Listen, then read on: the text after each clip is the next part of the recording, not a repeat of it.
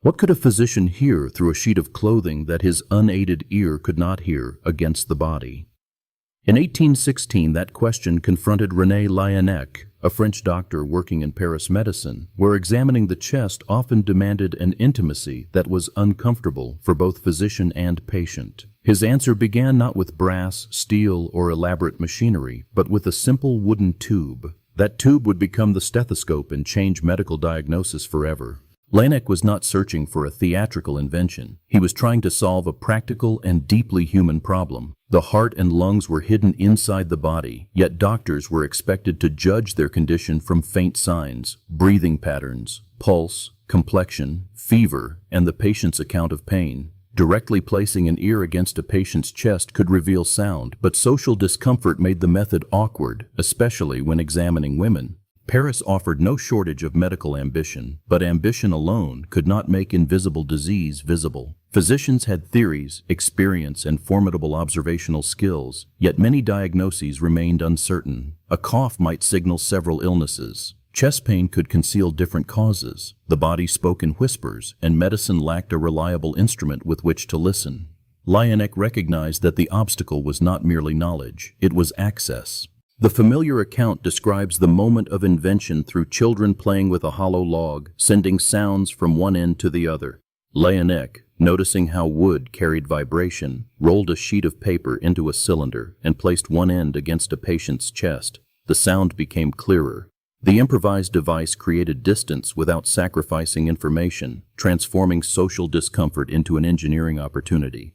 That first tube was not yet the polished instrument remembered by history. It was an act of reasoning in physical form. Laennec understood that sound waves could travel through a solid or enclosed passage and arrive at the ear with greater definition. Instead of relying on direct contact, he created a controlled path for sound. The body remained hidden, but its internal activity became perceptible. The breakthrough did not instantly command universal trust. Medicine in the early 19th century was built around clinical judgment, and a strange device could appear more like a curiosity than a serious medical tool. Doctors had to decide whether the sounds carried genuine evidence or merely reflected the imagination of an inventive physician. Every unfamiliar instrument faces this barrier.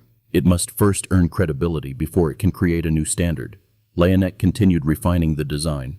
The temporary paper cylinder gave way to a hollow wooden instrument, shaped for repeated use and easier handling. It was held against the chest at one end, while the physician listened at the other. The arrangement was called mediate auscultation, meaning that the doctor listened through an intermediary, rather than directly against the body. The name itself carried an idea. Laennec called the device a stethoscope, combining roots associated with the chest and observation. It was more than a label. Naming the instrument helped define a new medical practice, one in which the physician could distinguish internal sounds and connect them to disease. The tool turned listening from an informal bedside habit into a method that could be taught, recorded, and compared. Laennec's achievement depended on trained attention. The stethoscope did not speak in plain language. It produced murmurs, crackles, rattles, and altered rhythms whose meanings had to be learned through repeated observation. A doctor had to listen, form a diagnosis, and later compare that judgment with the patient's condition or with findings after death. The instrument amplified sound, but Laennec supplied the disciplined interpretation. That discipline separated the invention from a mere novelty.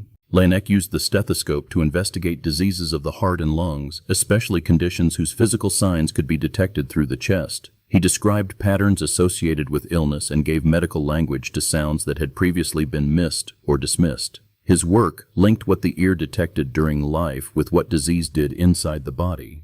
The old practice of striking the chest, known as percussion, already offered clues about what lay beneath the skin. Laennec's instrument complemented that approach.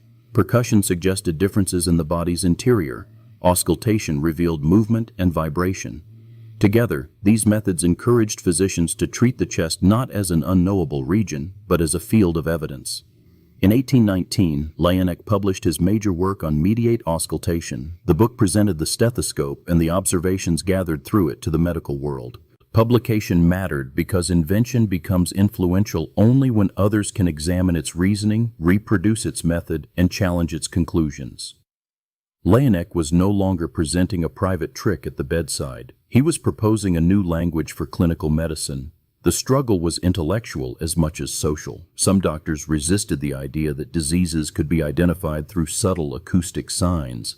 Others found the instrument cumbersome or distrusted interpretations that depended on extensive training. The medical establishment did not simply refuse because it lacked imagination. It demanded proof, consistency, and practical value. Laennec had to persuade physicians that listening through wood could reveal truths hidden from touch and sight. His greatest advantage was the accumulation of cases. Each examination became a test. A sound heard in the chest could be compared with other findings, with the progression of illness, and with anatomical evidence. Gradually, the stethoscope gained authority because it connected bedside experience to observable outcomes. It did not eliminate uncertainty, but it narrowed the distance between what a doctor suspected and what the body was actually doing. That connection transformed the physician's role. Before the stethoscope, diagnosis often depended heavily on symptoms reported by the patient and impressions gathered from the outside. After its adoption, the doctor increasingly became an investigator of internal processes. The chest could be examined systematically. Heart sounds and breath sounds became clues with a place in medical training, case notes, and professional debate. The transformation also changed the patient's experience. The instrument preserved a measure of modesty while enabling a more penetrating examination. A physician could listen without the same direct physical contact, reducing one form of social discomfort and making examination more acceptable. The stethoscope did not make medicine emotionally distant in every sense, but it established a respectful boundary between clinical scrutiny and personal exposure. Laennec's own life gave the invention a tragic dimension.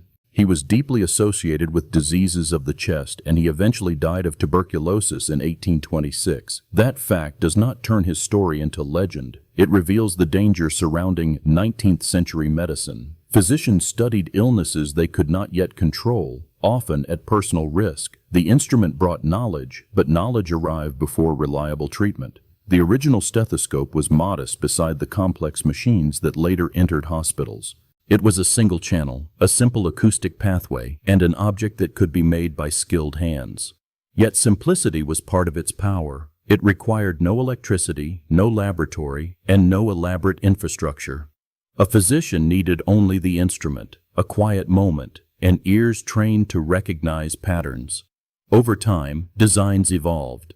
Binaural stethoscopes with 2 earpieces made listening more convenient. Materials and shapes changed, and later instruments improved sound transmission.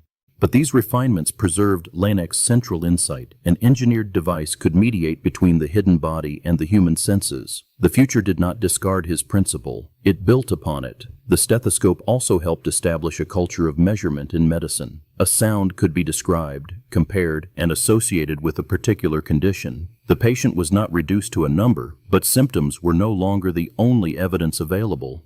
The body itself became a source of signals that could be studied across patients and generations. That shift carried consequences beyond the chest. Laennec showed that an instrument could extend perception without replacing judgment. Medicine would later adopt microscopes, imaging devices, electrical monitors, and laboratory tests, each opening another window into hidden biology.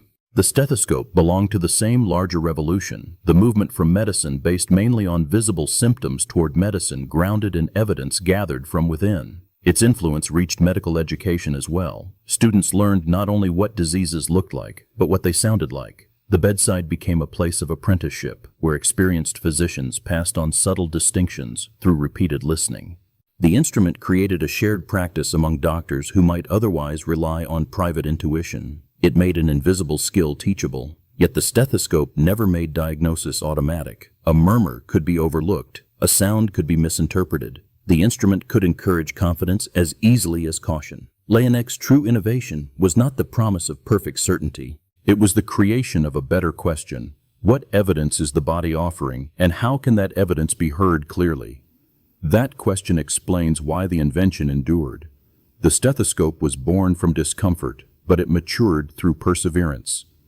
A rolled sheet of paper became a wooden cylinder. A private experiment became a published method. An unfamiliar noise became a clinical sign. At every stage, Laennec converted limitation into possibility. He did not make the human body transparent, he made it more legible. Today, the familiar instrument still carries the memory of that audacious leap. It rests between doctor and patient, preserving contact while creating distance, translating vibration into knowledge. Its form may seem ordinary because its revolution succeeded so completely. René Laennec transformed medicine by teaching physicians to listen systematically to what could not be seen, proving that one of history's most powerful technologies could begin with a quiet act of attention.